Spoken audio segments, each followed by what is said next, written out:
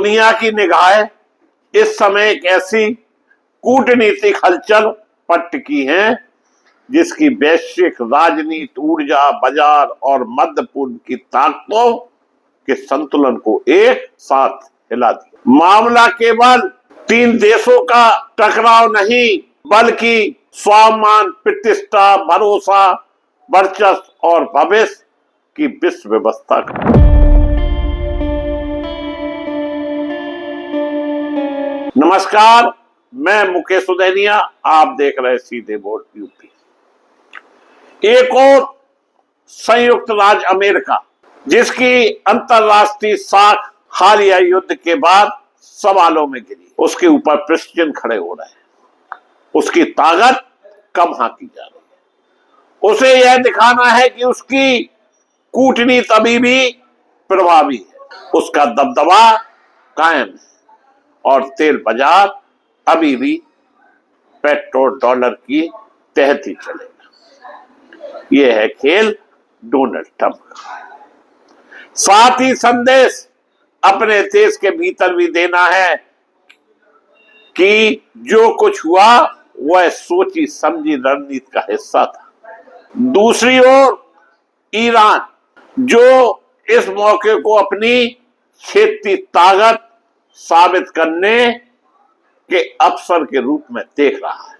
यानी कहा जाए तो जिस हिसाब से ईरान को अमेरिका हाँक रहा था, उससे कई गुना ज्यादा ईरान निकला और उसने लंगोटा पहन के जिस तरह से टाल ठोकी, अमेरिका की हालत खराब हो गई। वह चाहता है कि मध्य पूर्व के देश सीधे उसके साथ संबंध बनाए, अमेरिका की दादागिरी खत्म हो, अमेरिका के प्रभाव से अलग अपनी स्वतंत्र कूटनीति पहचान स्थापित करे।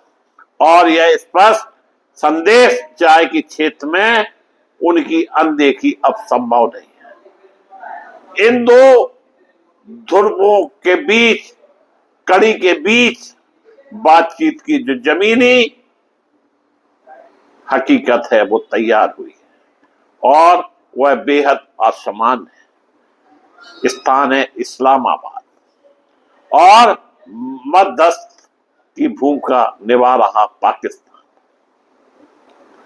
यह वार्ता आमने सामने बैठकर नहीं, बल्कि प्रॉक्सिमिटी टॉक्स के रूप में हो रही है। अलग अलग कमरों में प्रतिनिधिमंडल बैठे हैं और संदेश मध्यस्थों के जरिए आगे पीछे भेजे जा रहे हैं।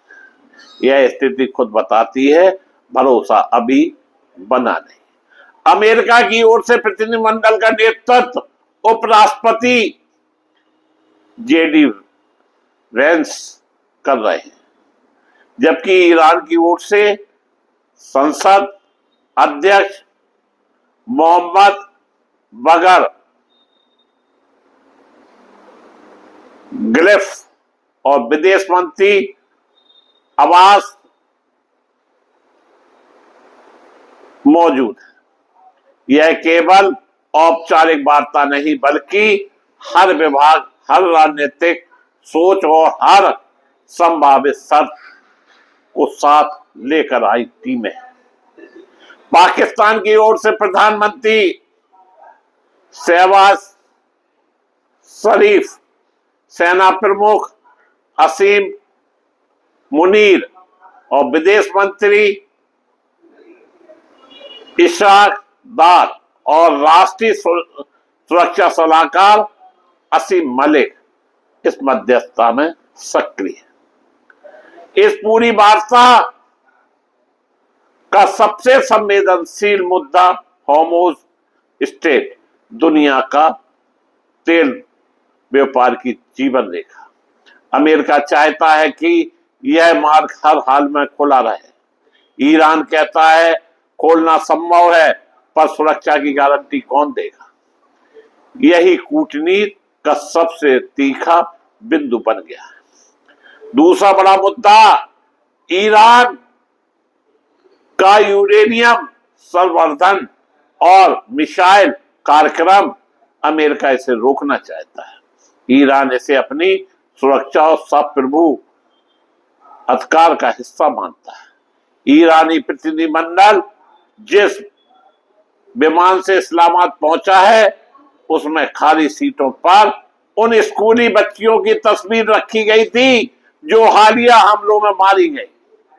यह प्रतीक था विश्वास का।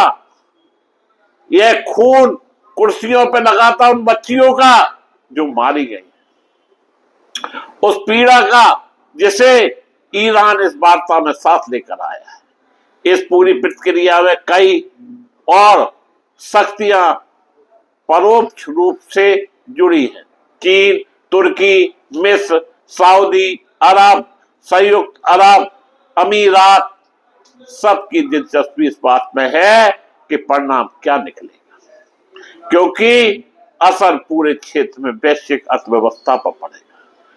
सवाल यह नहीं कि युद्ध जीता, किसने हारा।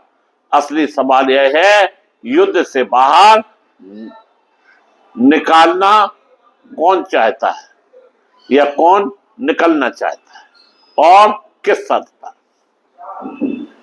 ईरानों को प्रतिबंधों से हुए नुकसान की भरपाई चाहिए। अमेरिका को परमाणु और समुद्री सुरक्षा की गारंटी चाहिए। पाकिस्तान को अपनी कूटनीति साख बचानी है और दुनिया को तेल आपूर्ति स्थिरता चाहिए। यही कारण है दोस्तों कि इस्लामाबाद में हो रही यह वार्ता केवल दो देशों के बीच संवाद नहीं बल्कि आने वाले समय की विश्व व्यवस्था का संकेत बन चुकी है।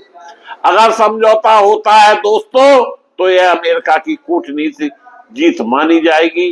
अगर ईरान अपनी शर्तों पर मान्यता हासिल करता है तो यह उसके क्षेत्रीय उभार की पुष्टि होगी।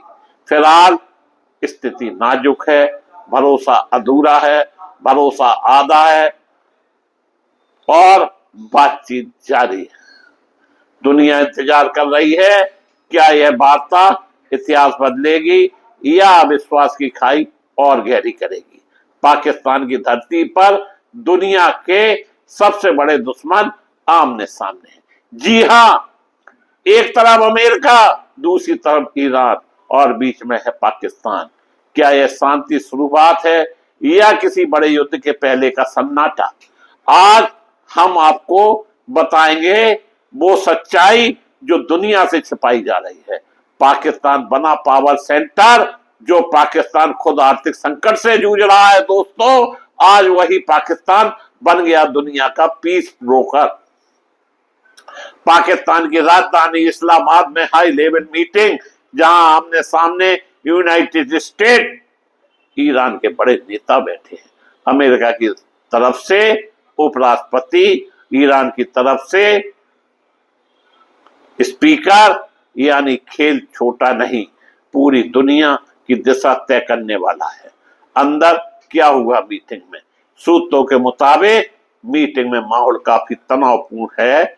ईरान ने साफ शब्दों में कहा अगर हमारी शर्तें ना मानी गई तो सीज फायर खत्म। ईरान की 4 बड़ी शर्तें दोस्तों: इजराइल लेबान में हमला बंद करें, आर्थिक प्रतिबंध हटाएं, ईरान के अरबों डॉलर वापस किए जाएं, होमरोज स्टेट पर उनका अधिकार माना जाए और अमेरिका ने कहा पहले भरोसा दिखाओ फिर राहत मिलेगी। यानी बातचीत बनती दिखी भी बिगड़ती भी। सीज फायर या धोखा, सीज फायर का ऐलान हुआ लेकिन जमीन पर क्या हो रहा है? इजराइल लेबान सीमा पर अभी भी गोलियां चल रही हैं। दोनों पक्ष एक दूसरे पर उल्लंघन के आरोप लगा रहे हैं। तो क्या सीज फायर सिर्फ कागजों में है? क्या ये शांति नहीं बल्कि एक रणनीतिक ब्रेक है? दुनिया के बड़े खिलाड़ी कौन? इस पूरे खेल में सिर्फ 3 देश नहीं, पीछे से और बाकी ताकत है। चाइना जो चाहता है युद्ध रुके, सऊदी अरबिया जो मध्यस्थता में लगा है, और कुवैत जो बैकडोर से डिप्लोमेसी कर रहा है, यानी ये सिर्फ एक मीटिंग नहीं बल्कि ग्लोबल पावर गेम है। अगर बात बिगड़ी तो क्या होगा दोस्तों, अगर बातचीत फेल हुई तो क्या होगा दोस्तों? मिडिल ईस्ट में बड़ा युद्ध, तेल की कीमतें आसमान पर, वैश्विक अर्थव्यवस्था हिल जाएगी और सबसे बड़ा सवाल, क्या तीसरे विश्व युद्ध की आहट भारत पर इसका क्या पड़ेगा असर? विश्व गुरु क्या करेंगे? अब रही भारत की बात, स्थिति बेहद संवेदनशील हो जाएगी। तेल महंगा होगा, महंगाई बढ़ेगी, विदेश में काम कर रहे भारतीयों पर खतरा, कूटनीति का बड़ा टेस्ट, भारत को संतुलन बनाना होगा। ना अमेरिका नाराज हो, ना ईरान, तो क्या पाकिस्तान में हुई ये बैठक इतिहास बदल देगी या सिर्फ एक और असफल कोशिश साबित होगी? क्या दुनिया युद्ध से बचेगी या फिर एक नई आग में झुलसने वाली है? फिलहाल दुनिया की नजरें टिकी हैं पाकिस्तान पर, जहां हर मिनट इतिहास लिखा जा रहा है। हम आपको अपडेट सबसे पहले देंगे क्योंकि हम दिखाते हैं खबर नहीं सच। आज के लिए इतना ही, बाकी फिर मिलेंगे।